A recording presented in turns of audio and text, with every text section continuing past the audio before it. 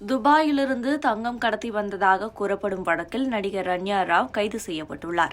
இந்த சம்பவம் பெரும் பரபரப்பை ஏற்படுத்தியிருக்கும் நிலையில் இவர் எந்தெந்த ஊர்களுக்கு எல்லாம் பயணம் செய்தார் என்ற விவரங்கள் குறித்து வருவாய் புலனாய்வு இயக்குநரகம் கண்டறிந்துள்ளது. இதுவரை ரன்யா துபாய்க்கு 27 முறை பயணம் செய்திருக்கிறார் என்ற தகவலும் வெளியாகியுள்ளது. இதுவரையில் 45க்கும் மேற்பட்ட நாடுகளுக்கு ரன்யா ராவ் பயணம் செய்துள்ளார். சமீபத்தில் கெம்பகவுடா சர்வதேச விமான நிலையத்தில் ரன்யா ராவ் கைது செய்யப்பட்டார். இதுவரை இவர் 14.8 கிலோ தங்கத்தை கடத்தியிருக்கிறார் என்பது தெரியவந்துள்ளது. கர்நாடக மாநிலத்தின் சிக்மங்களூருவை சேர்ந்தவர் ரன்யா ராவ். இவருக்கு வயது 32.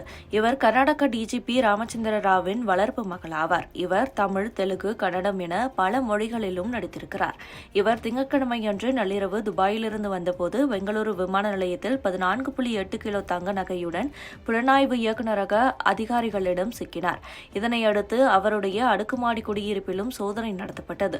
பெங்களூருவின் லாவல் சாலையில் உள்ள அவருடைய லக்ஸரி அபார்ட்மெண்டில் நடத்தப்பட்ட சோதனையில் 2.1 கோடி ரூபாய் மதிப்புள்ள டிசைனர் தங்க ஆபரணங்களும் 2.7 கோடி ரூபாய் ரொக்கமும் கண்டுபிடிக்கப்பட்டன. இதன் மூலம் இந்த வழக்கில் மொத்தமாக பறிமுதல் செய்யப்பட்ட தொகை 17.3 கோடி ரூபாயாக உயர்ந்துள்ளது. இந்த நகைகள் ஒரு முக்கிய அரசியல்வாதியின் வழிகாட்டுதலின் கீழ் வாங்கப்பட்டதாக கூறப்படுகிறது. இருப்பினும் அதிகாரிகள் எந்த பெயர்களையும் வெளியிடவில்லை. ரன்யா ராவ் வைத்திருந்த நகைகள் அனைத்தும் நகரத்தில் உள்ள ஒரு உயர் ரக கடையில் இருந்து வாங்கியதாகவும் தகவல்கள் தெரிவிக்கின்றன. காவல்துறையினருக்கு கிடைத்த ரகசிய தகவலின் அடிப்படையில்தான் அதிகாரிகள் அவரை கண்காணிக்க தொடங்கியுள்ளனர்.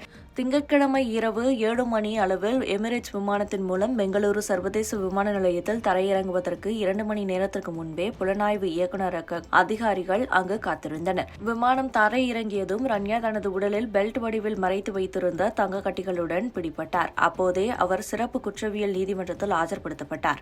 நீதிபதி அவர் 18ஆம் தேதி வரையில் நீதிமன்ற காவலில் வைக்க உத்தரவிட்டுள்ளார். ரன்யா ராவின் வழக்கறிஞர் குழு ஜாமீன் கோரியது. ஆனாலும் தங்கம் எங்கிருந்து வந்தது மற்றும் ரன்யாவிற்கு பெரிய கடத்தல் குழுவுடன் தொடர்பு உள்ளதா போன்ற விவரங்களை விசாரிக்க வேண்டியிருப்பதால் அவருடைய ஜாமீனை எதிர்த்துள்ளது. இந்த வழக்கு முக்கியமான கேள்விகளை எழுப்பியுள்ளது. ரன்யாவிற்கு யார் ஆதரவாக இருக்கின்றனர்? பெரிய கடத்தல் கும்பலுடன் இணைந்திருக்கிறாரா என்ற கோணத்தில் விசாரணை நடந்து வருகிறது.